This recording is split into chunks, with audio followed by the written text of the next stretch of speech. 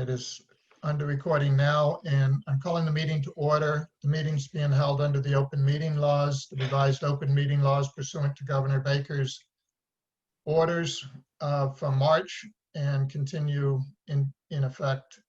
We will be recording the meeting, as I said, and posting it on Westboro TV. The key thing I wanted to start with is our overall goal is to do our fair share of the Global Warming Solutions Act, which includes statewide emissions reduction goals for 2020, 2030, 2050, and ensure that Westboro is doing as much as we can to achieve those same goals. And with a note that the state goals are constantly under review. And in fact, since this was published in April, some of the state goals have changed. And so I'll be discussing that. And it's in this dynamic environment of new science coming out with greater urgency and new technology opportunities, new program opportunities, and the state government taking action in response to that, that the Westboro Climate Action Plan is in this state context for better, I think, but it makes it a challenge because of the dynamic nature of the state plans and policies. First baseline, first thing we did was created a greenhouse gas inventory, and the total emissions from the town were calculated using a tool from the Metropolitan Area Planning Council, the regional planning for Greater Boston, but it's actually develops many tools for statewide use. This tool is critical for us as we look to find focus to where our programs and policies need to be targeted, and as well as to track progress over time. So our expectation is we'll be doing an inventory periodically, maybe every couple of years, and we'll be reporting that progress to the town. The breakdown of the greenhouse gas inventory shown here with transportation, building, heating, electric, and other is basically the structure of how we've organized the Climate Action Plan Task Force into these working groups based on what I'd consider our technology sectors, and then subcategorizing those with market segments.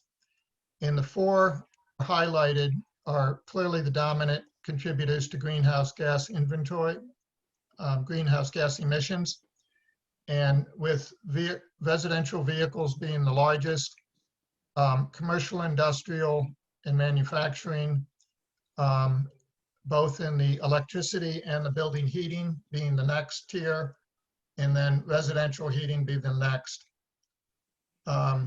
So our programs and our goals and our strategies are focused on all areas, but the most urgent and the most critical for us to address are the four highlighted here. Any questions on kind of the greenhouse gas inventory and kind of there's details of methodology and stuff under this, but do you have any questions about this at this time?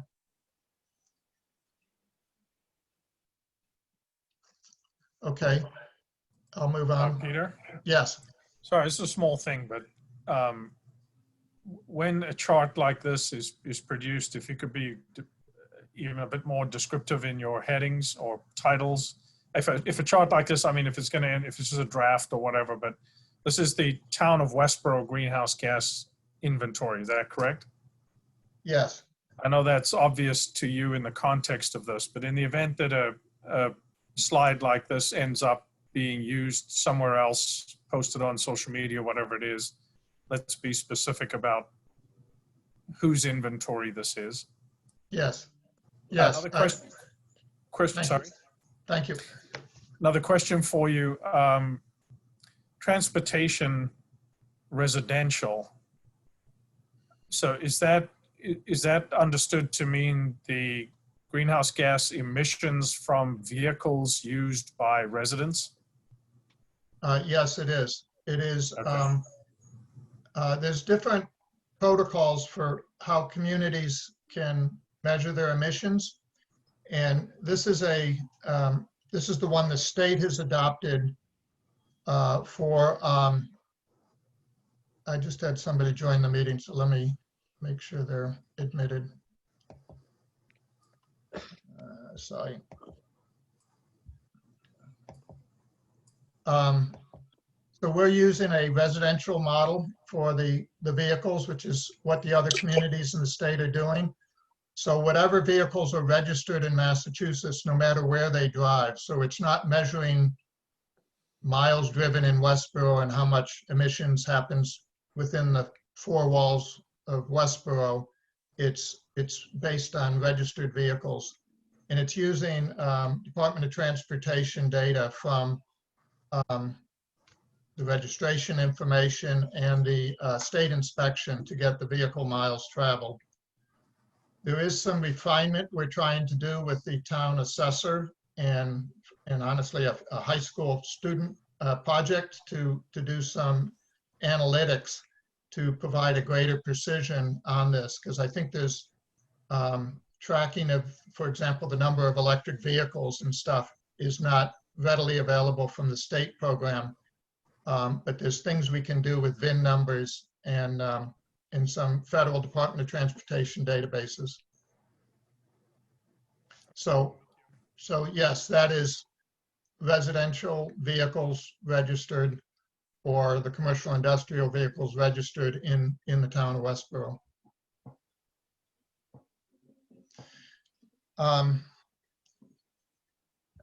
As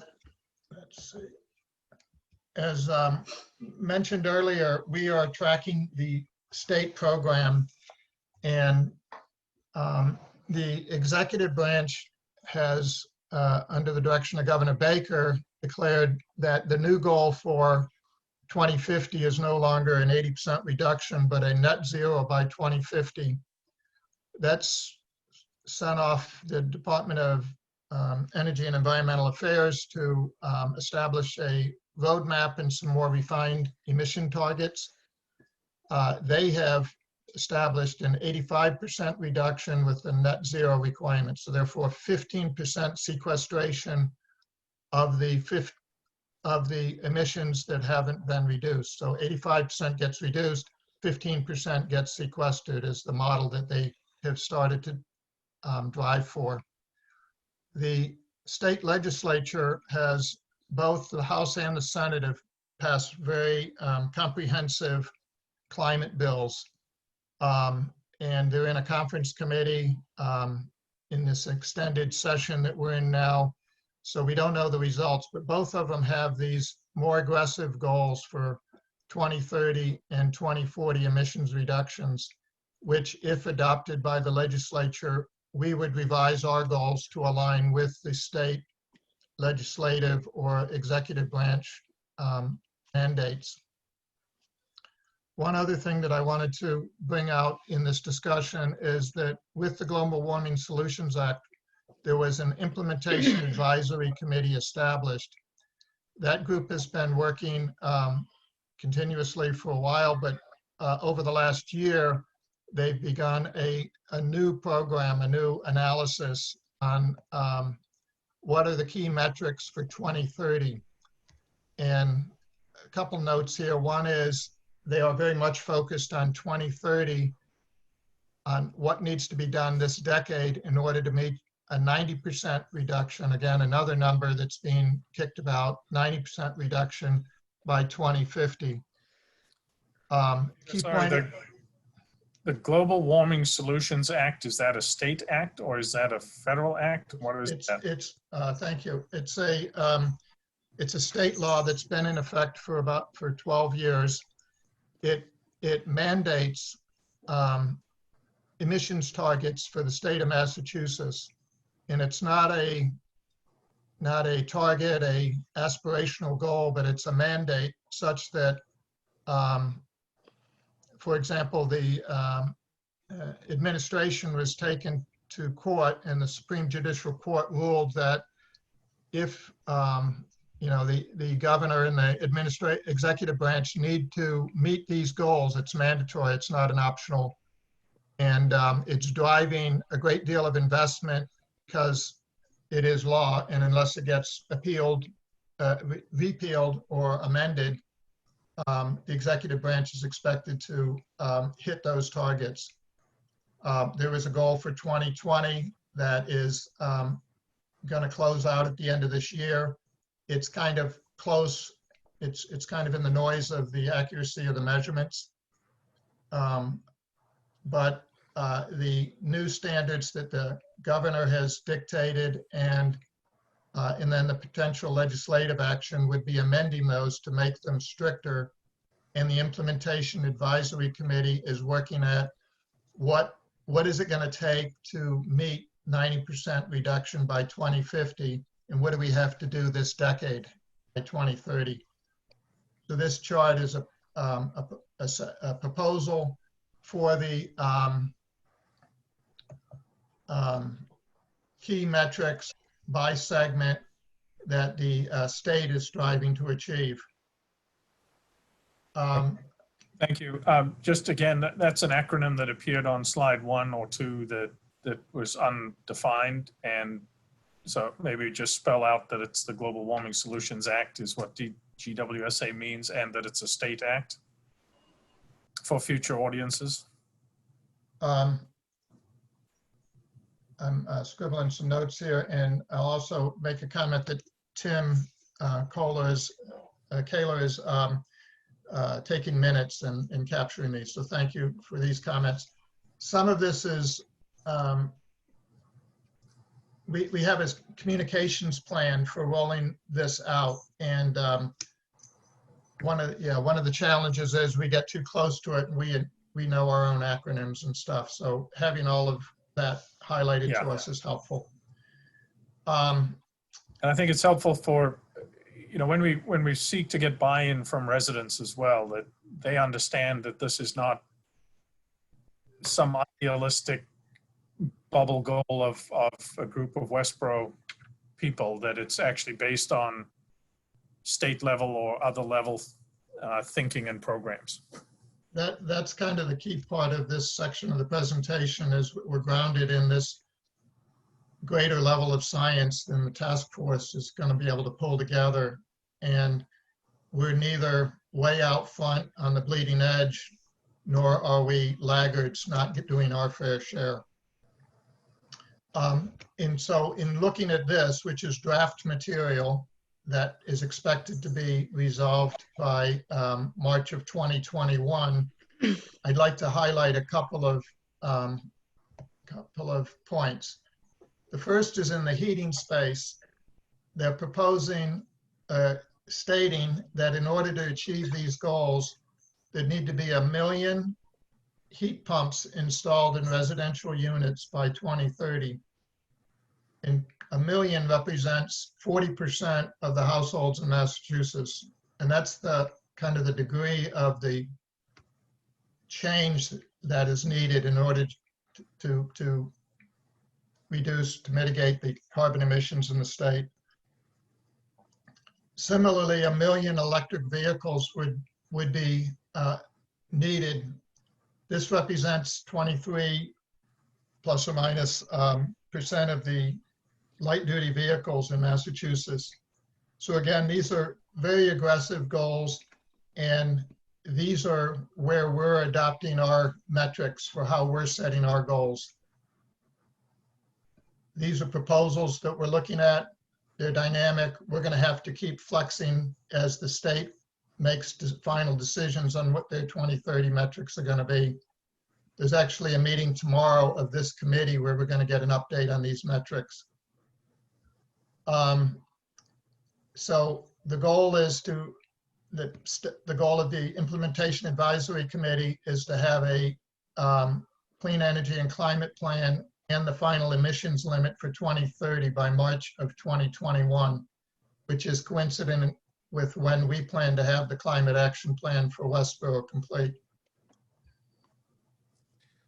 Drilling into On that slide, the state expects to have a final clean energy and climate plan for 2030, correct?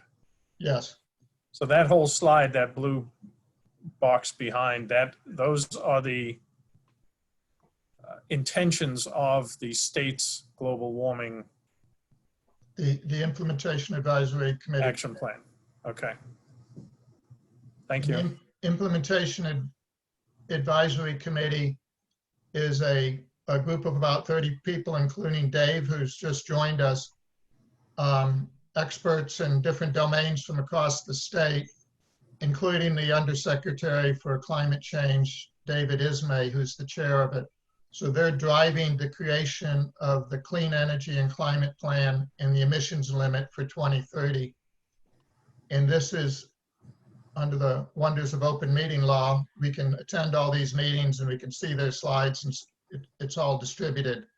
So we are tracking that very carefully so that we get, again, we're trying to do our fair share, but not to get too far out in front.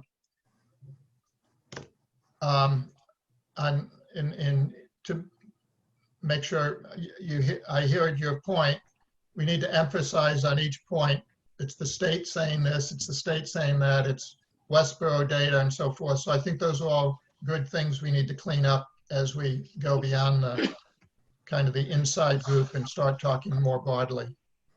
Pete, one of the other things that, when we look at our early meetings and some of the other things we had was a target slide that also, when we're emphasizing state parts of this, that the range of communities that we drew from when we were doing our analysis and their plans that were developed to give people a sense about where we fall as a Westboro community in the bell curve of, good solid community planning. And I think we've got some good company from some communities that have been working on this a while.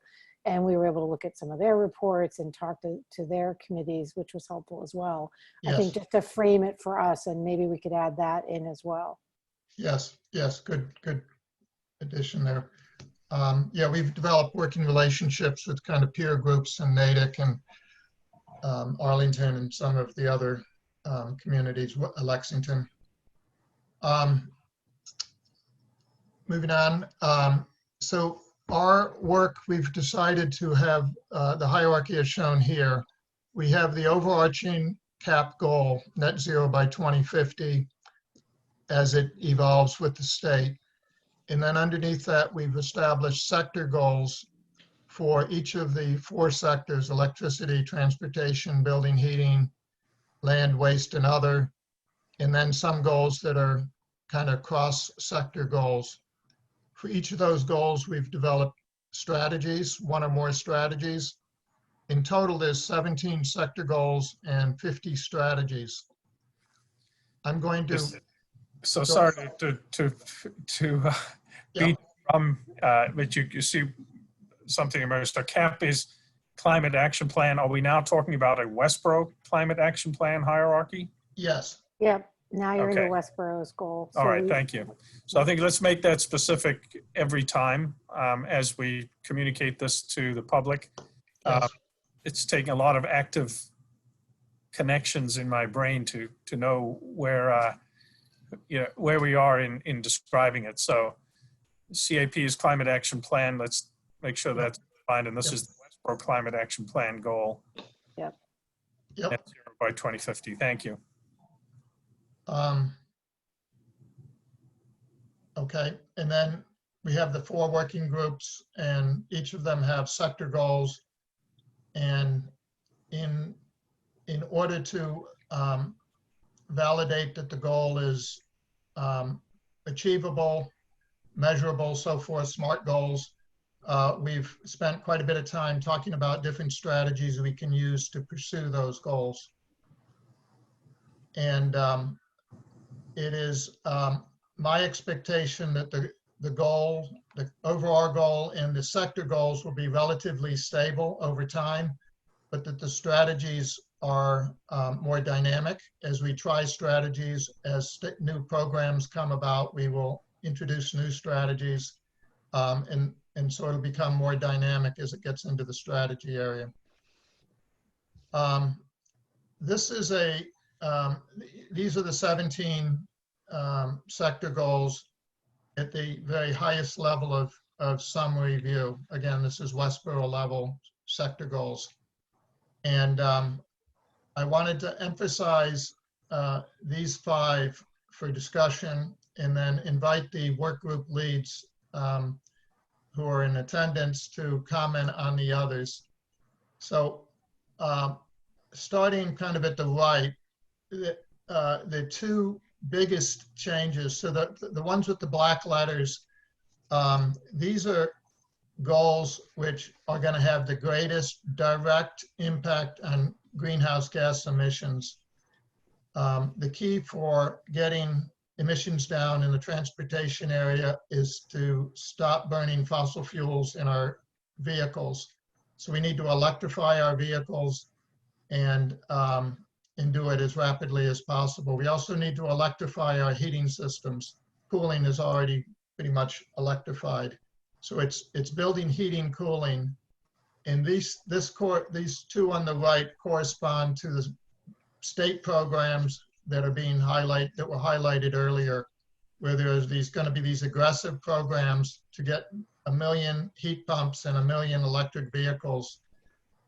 These are foundational for us to achieve our goals.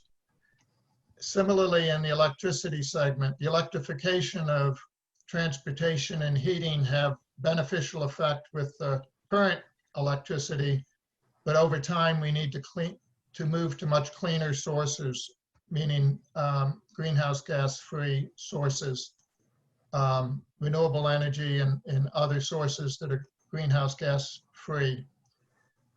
So those 3 with the black letters are the ones that have the biggest measurable change in greenhouse gas emissions. The 2 in brown are I think, very critical foundational pieces that don't have direct effect, but are necessary for the rest of the program.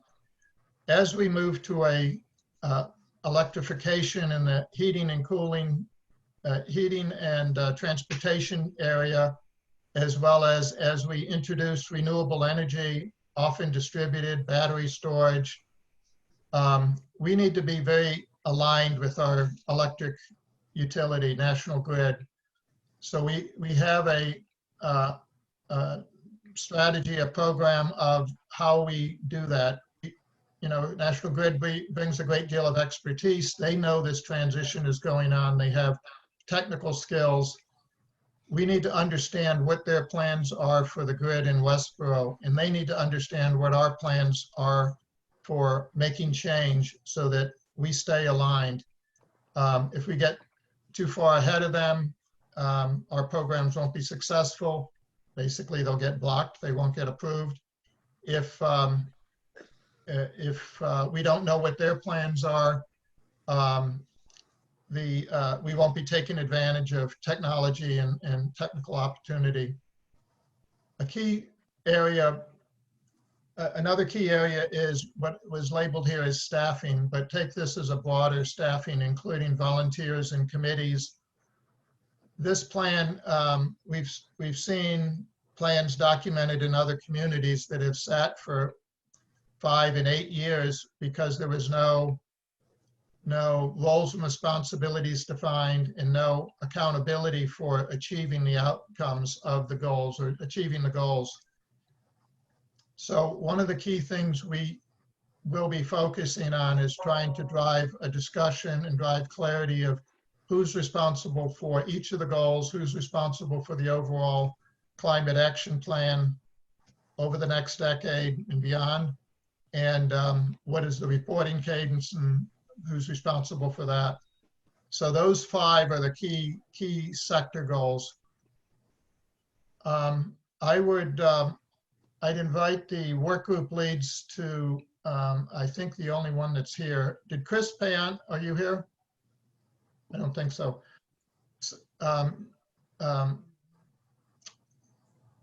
Tim, could you talk on the building heating space? Anything you'd like to add on energy efficiency and energy use disclosure?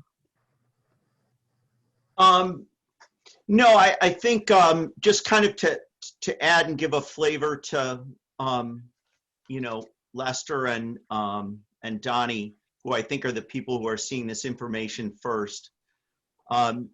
Within each of the sectors, so I was the lead, as Pete is saying, for building heating and cooling. We also have a matrix on the segment of the community. So I think that was clear before when we went through the greenhouse gases, meaning we have sources in the municipal sector, in the residential sector, and then the commercial and industrial sector. So that when we got below the goal level to the strategies, it was really important in looking at the other towns, per Amber's point, to see that the timetable and the strategies themselves for those different segments of the community were really different. And, you know, it may be self-evident, but, you know, for the municipal sector, you know, the DPW, the schools, what we've done in green communities that Pete's led, really remarkable in terms of how far we've come in the municipal segment, but it's the smallest, right? We can't have a big impact. So back to the greenhouse gas inventory, we see that we need to do significant work in the C&I space and the residential space with our building structures. But to the segments, and Lester, you're here, you know, obviously our approach to the commercial and industrial business owners and the people that own the real estate, I think is first, you know, their utility costs are certainly a cost of doing business. In my experience in the private sector, many have energy plans underway already. So I think we need to reach out and understand what we can do to help that community. When we look at the residential strategies in this sector, you know, all of you who are homeowners, you know, you think about energy efficiency, and then as Pete mentioned, the big push for heat pumps or electrification. That's a decision that only comes up in the households in Westboro once every 15 years, or perhaps even less frequently when a boiler goes down or a furnace needs to be replaced. So our influence there is really going to try to be on the, you know, for example, the outreach to the contractor community, so that, and the building department, you know. So we need to get ahead of those various decisions, those individual decisions of significant capital that homeowners in the residential area make. But I don't know that we know, for example, we have programs to support the C&I area, but we'll need to work with them on maybe what you'd say is a more customized set of strategies to help track and reduce it. And then the last thing I would say is that, you know, back in total quality management days, you can't improve anything unless you can measure it in some ways. So, and I think in the climate action space, there's an awareness level to inspect what you expect. What kinds of personal decisions do I make every day that impact my carbon footprint, those sorts of things. So measurement, we want to take from the higher level at the greenhouse gases and really understand how we're going to implement these strategies in our community and have people understand, you know, how we're doing in the same way when we raise money, you know, for the United Way or something. You know, there's an easy way for the town to kind of raise awareness around that. And of course, it's much more difficult because these are complex energy problems, but basically energy efficiency and electrification all come down to measuring how we're converting our existing structures and removing fossil fuels. And so the energy use disclosure and what you'll see running throughout the sectors are strategies that in and of themselves, I don't think you could argue reduce greenhouse gases, but they're predicates. They're necessary to have the measurement system in place that's credible to the community and individual consumers, so that, you know, the energy use disclosure on buildings, the same way as we look at appliances or before we buy an automobile, you know, moving that into the residential and the C&I structure will help us measure those baselines and see how we're doing and identify the portions of the community that need our help and help to bring the programs that the state has that Pete's talked about Thank you, to Tim. those places. So Thank that, you, Tim. Go ahead. Forgive me, I'm no, a bit that slow. was all. I'm slow on the uptake. What is CNI? The commercial and industrial space, forgive me. We've learned a good lesson, Lester, here with the acronyms. Yeah, so Commercial I think from a master plan perspective, so well, Peter, sorry, why don't you, thank you for that context. Tim, I have some thoughts on that, but maybe we should complete your slides and then think about. This is essentially the last slide, but I would like to just kind of touch on a few of the other columns. Sharad, 3 minutes or so on transportation. Sure. Actually, I just wanted to sort of make one point as a takeaway, which is if you think about what all this means is by 2030, about 25% of the homes in Westboro will have 2 electric vehicles being charged or 1 or 2 electric vehicles being charged, and their homes will be heated electrically at the same time. So this is, it's really, the takeaway from this would be, one of the takeaways would be for Westboro as a town to be prepared for this kind of a change. So is there an infrastructure available and to be able to handle all this? And also, is the energy coming from zero emission sources? So some way of tracking this and keeping and making sure that Westboro is in a position to meet all these upcoming demands is really the takeaway that I would sort of leave the master plan committee with. Thank you. So in transportation, public transportation helps, biking and pedestrian help, but these are like small 5% improvements and stuff. The big change is electrification, as we said earlier. Right.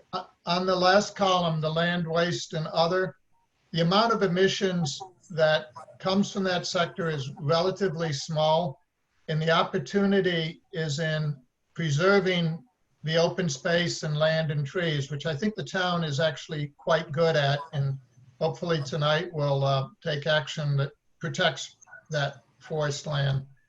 One area that we don't have a good handle on is off-road emissions like landscape tools and so forth, as well as construction. And I haven't seen anything significant from the state. So there's like a hole in the plan over there.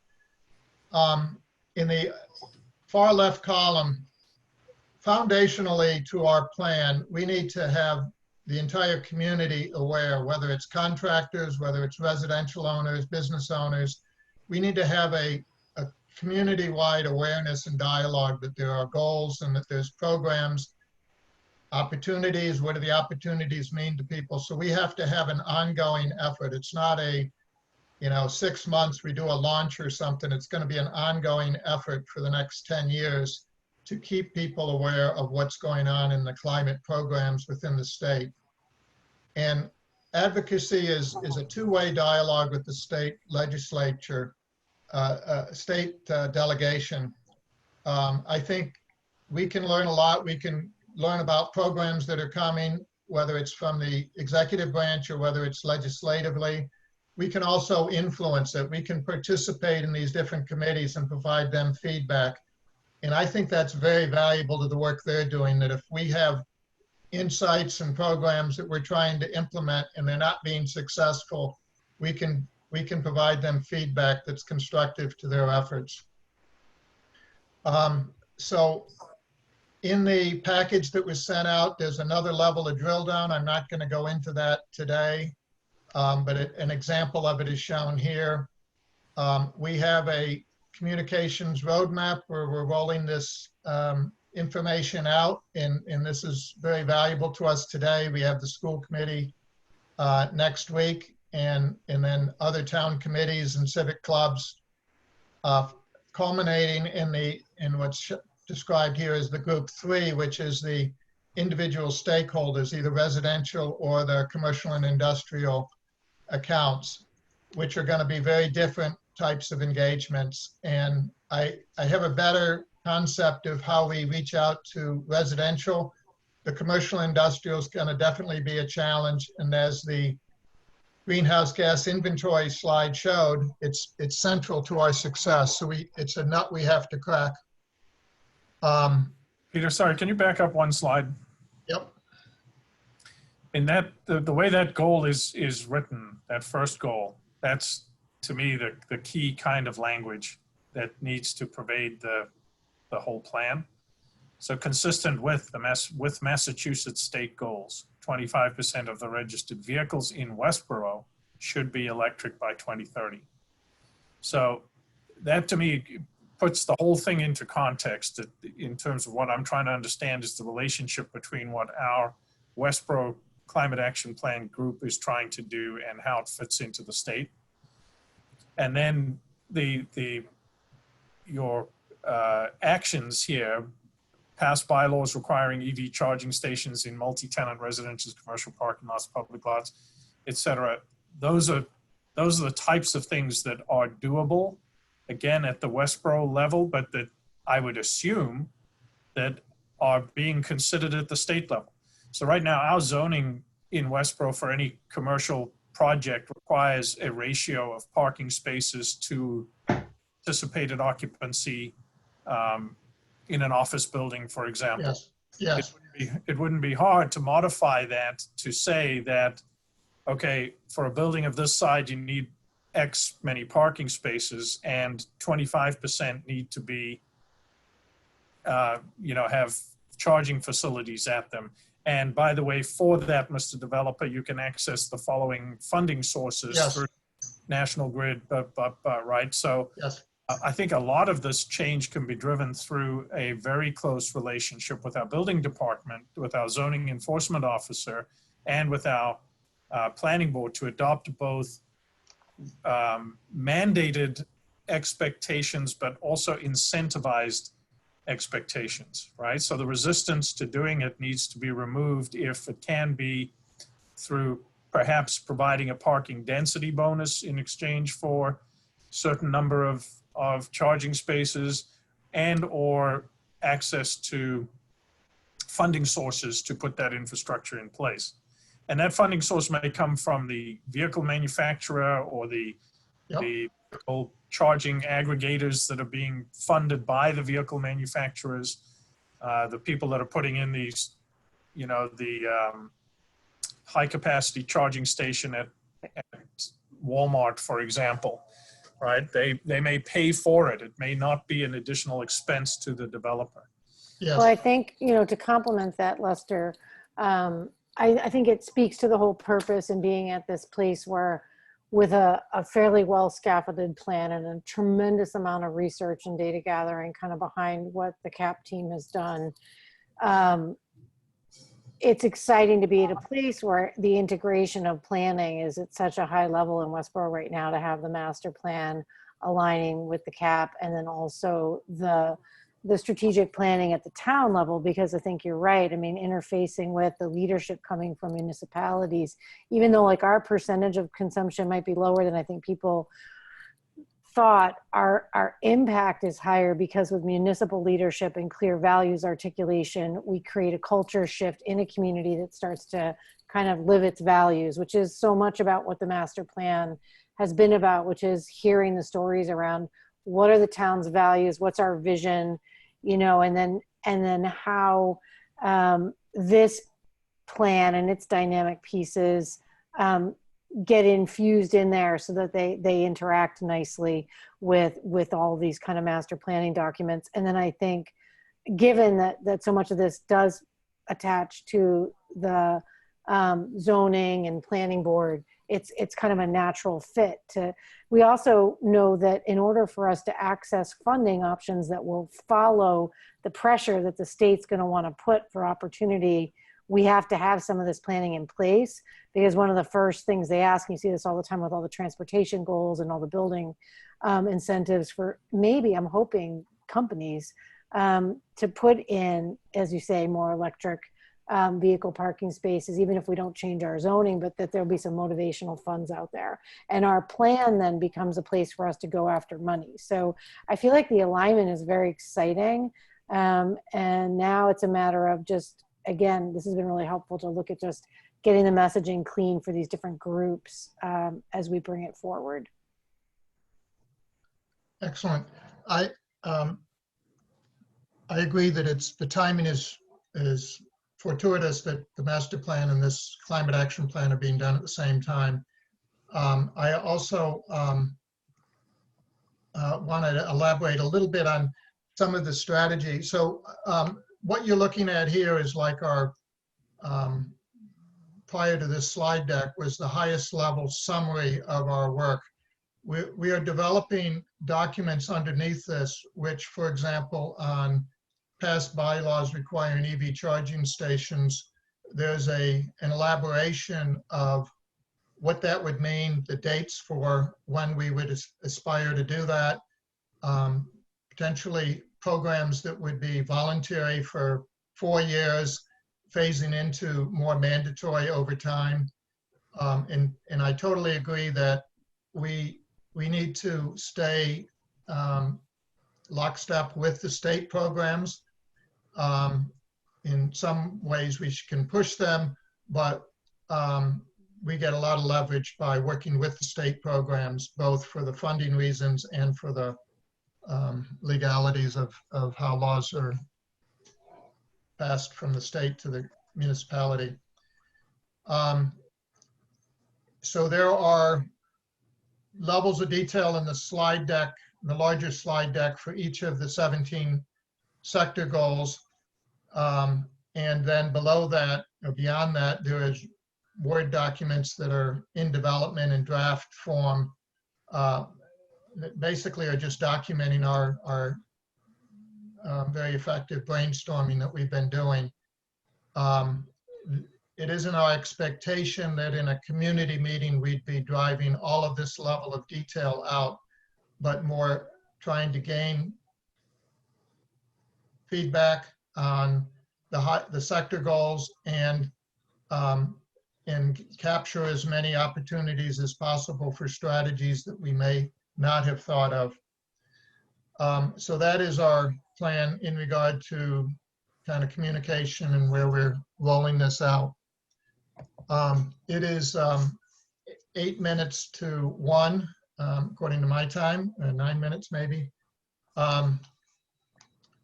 One of our overarching goals here was to expose you to this and then begin the process of trying to get alignment on this work with the master plan documenting. We plan pending, I mean, your feedback could change this, but we plan to have an independent document which has each of these sector goals and strategies elaborated and memorializing the task force work at a granular level.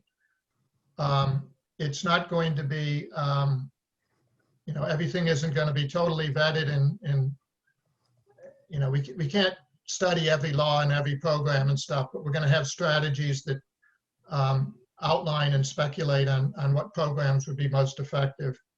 But the kind of the key question in my mind is where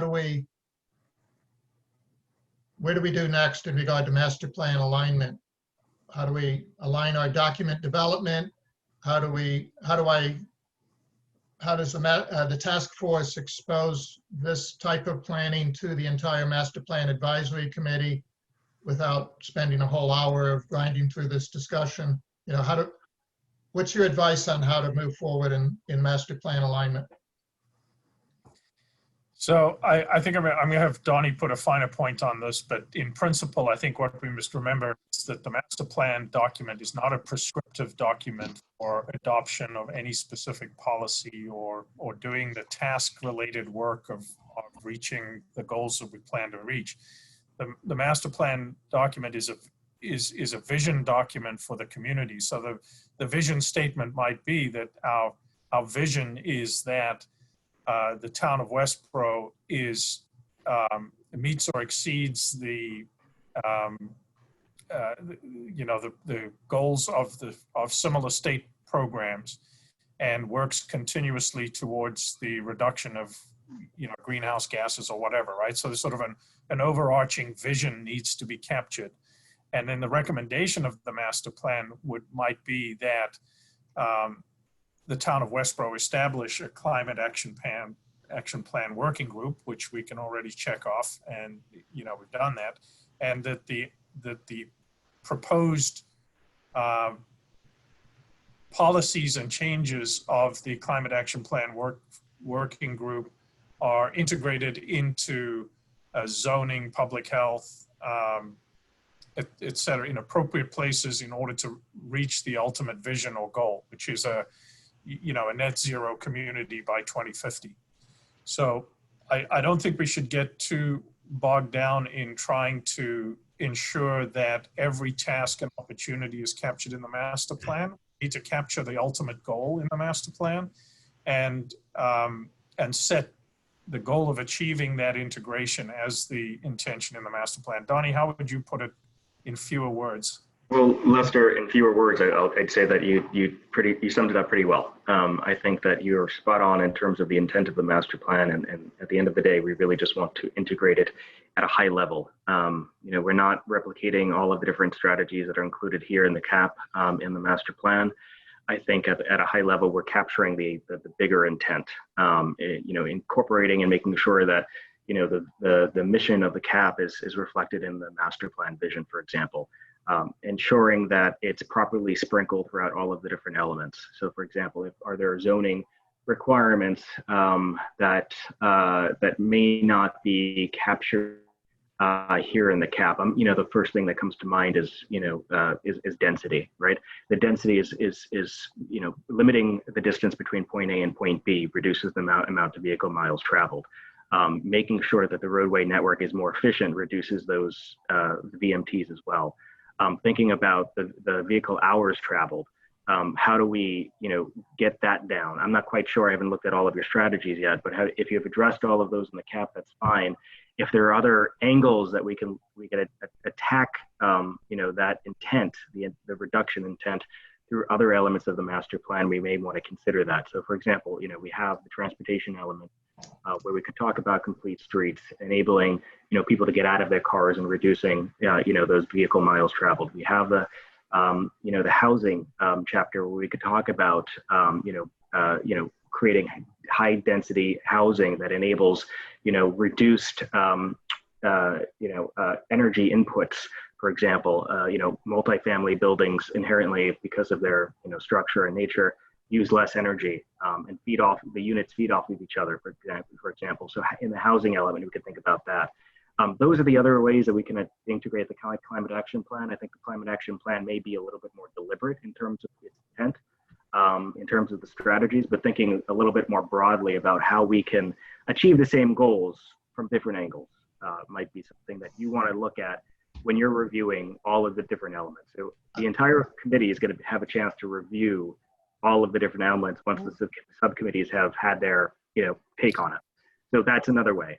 The last thing that I'll say is we already summarized some of the data in the baseline for the sustainability and climate change element.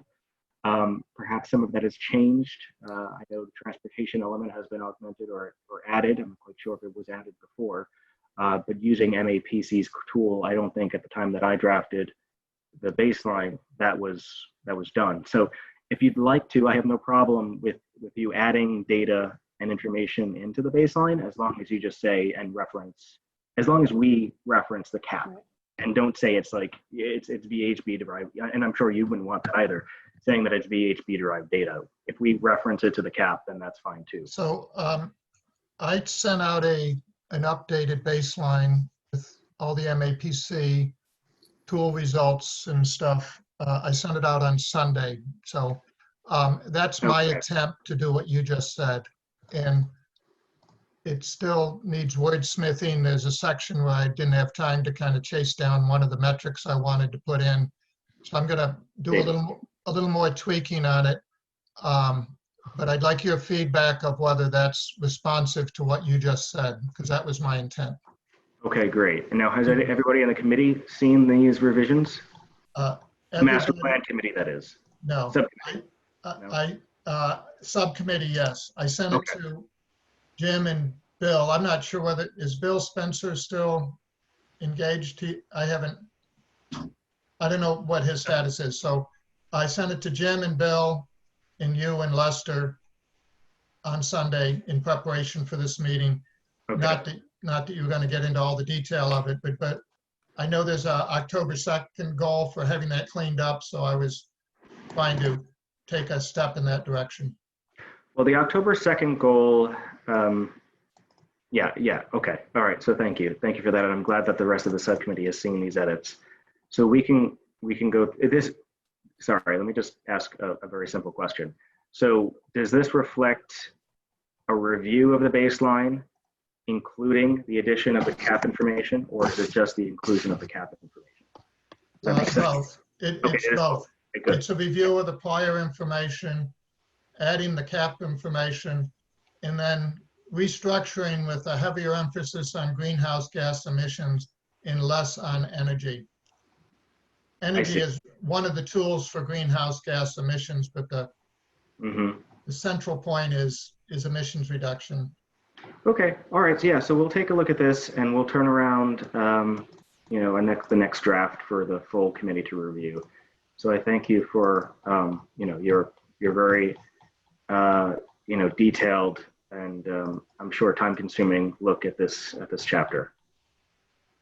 And My sense, Peter, is probably that your subcommittee on the master plan has exceeded its duty under the October 2nd deadline. The October 2nd deadline, we created a rather simplified task template to try to get the subcommittees focused and moving on, right? And it's basically come up with 11 or 12 objectives for that subcommittee and the tasks associated with that. So my guess is that if you look at the level of detail at which you've already taken this, you've exceeded the requirements of that template. And the purpose of that was to populate the baseline conditions and opportunities part of the master plan, okay? So I would say that as you continue to do the work of the CAP, you're doing the work of the subcommittee simultaneously. If we move into the next stage of the master plan where we explore opportunities to achieve those objectives, you're going to be ahead of that curve as well, because you've just shown us evidence of that. And ultimately, when we move into the confirmed section of the master plan. The confirmed section is when we look at this and say, yes, these are the fundamental elements we want in the master plan, right? My guess is that by the time we get there, your recommendations are going to be ahead of that time frame.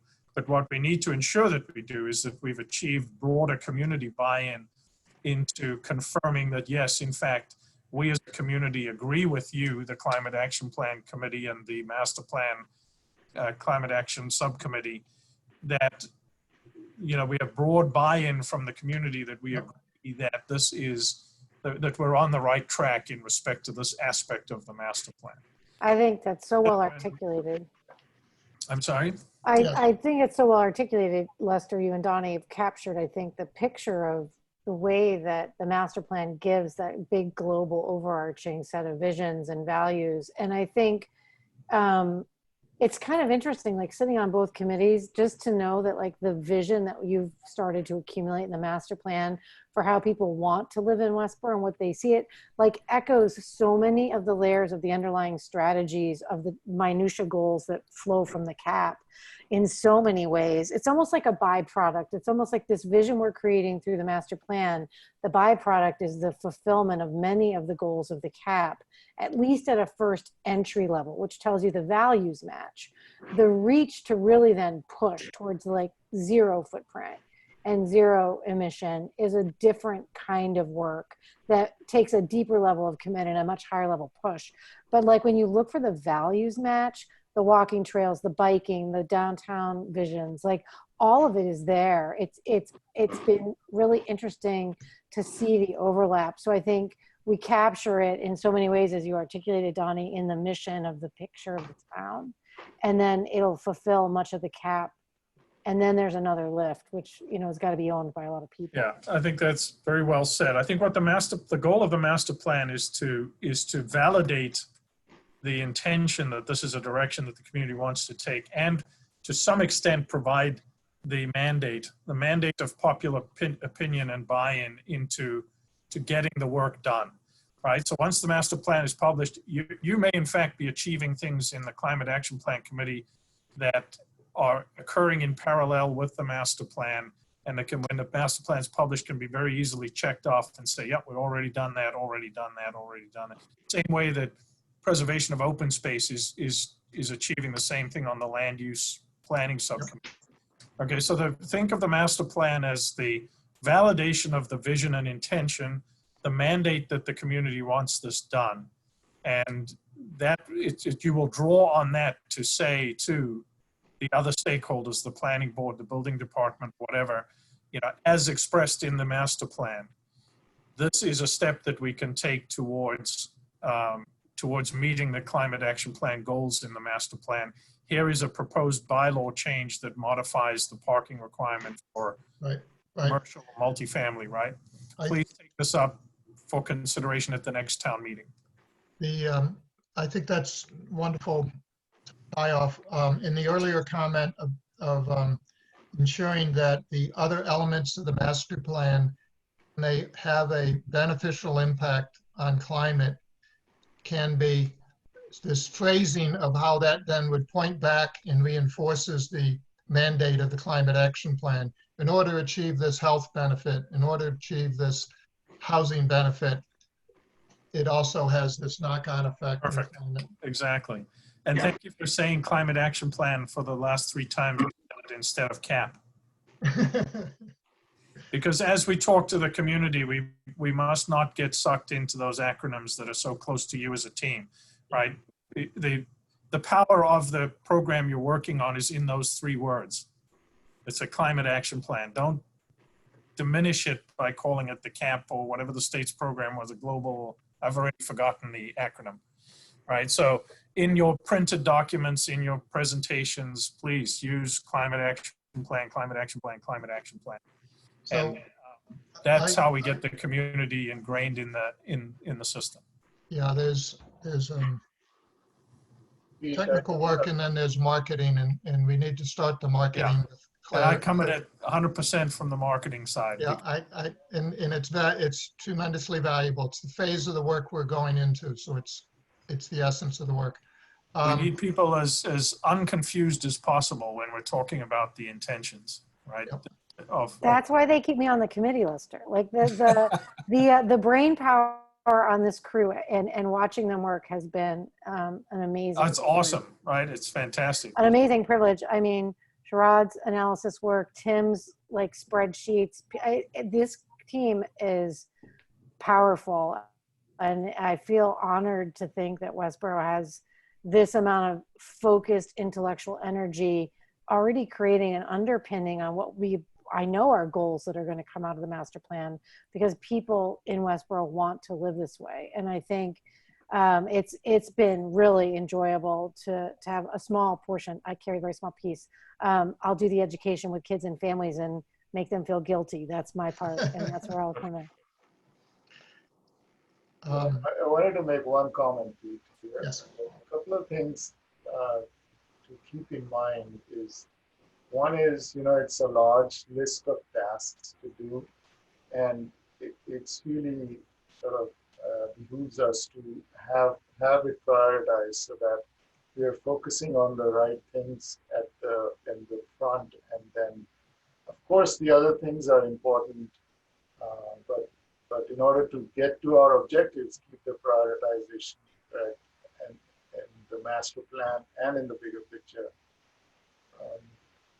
And the other thing is the measurement. So how do we know, what kind of greenhouse emissions or for that matter, any of these things that we talked about? How do we know where we are and how are we measuring it? Those methods also need to be sort of understood and agreed upon so that we are all talking the same language, the same numbers, and so forth, so that as we make progress or not make progress, we can look at ourselves and take the right decisions going forward. I think that's very important. And I mean, I think that the data side of it, you also, you know, in all my years working in clean production and in sustainability issues in my business in manufacturing, we always adopted the principle that your actions are valid at any level, right? And that there are actions that are self-measuring, right? So our community, the average person in our community, is not really going to dig into a spreadsheet that says, okay, we reduced you know, carbon by X amount as a result of going electric. But and I understand that the municipality is a small piece of the issue. But I'll tell you what, the first all electric cruiser and the necessary charging station shows up on the town warrant, that's a measurable accomplishment. That's right. And it's better than any 500 spreadsheets with the perfect data and the resulting graph. That's right. Going to be, all right, we're not approving a new Ford Explorer. It's a new all-electric cruiser. It's the first all-electric street sweeper, the first all-electric dump truck. Right. School buses. School buses are big. Right. I mean, when you put out a school bus contract that says, you know, every van of a certain size has to be electric, right? And you can't bid on it otherwise. And just to procurement drives change. Endorse your point, the FAILS net zero plan is so important in regard to the discussion in town. And Doherty High School in Worcester is going through an evaluation, and I've been pumping some of our content into their advocates group, trying to get them to go to net zero on the new Doherty High School. So I think that type of a tangible decision drives horizontal. And again, if we're meeting with building owners in town and stuff, we can point to FAILS and say, this is the way buildings should be developed. And you know, on the development side, at some point the state is going to mandate either state required additions to the International Building Code under which the state builds, right?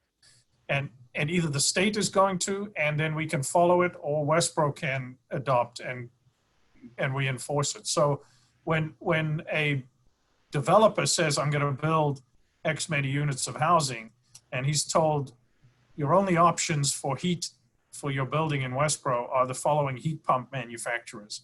You can't go gas, you can't go oil, you have to go heat pump, right? Whether we get there first or the state gets there first, that's the type of thing that's going to drive change. It's going to drive awareness, and people are going to say, well, why? And you're going to say, well, this is why, right? So I'm not saying that we should always follow the state. We never have just followed the state, right? We passed the first large ground-mounted solar array bylaw that the state started using as a model in other communities. So you know, and we possibly need to revisit that now in respect to our goals for climate. But the point is that the state had no guidance on large ground-mounted solar arrays in residential zoning. Westboro beat them to it, and then they were able to react to that. Other communities adopted that. So Westboro has a good history of leading on zoning and changes that can set a precedent elsewhere. So I'm not saying that we have to follow, but let's take advantage of what the state is doing, but then also exceed what the state may be doing as a leader in the space. Even in the context of CAP, the initial inertia, whatever we build up in the front end is going to be really important.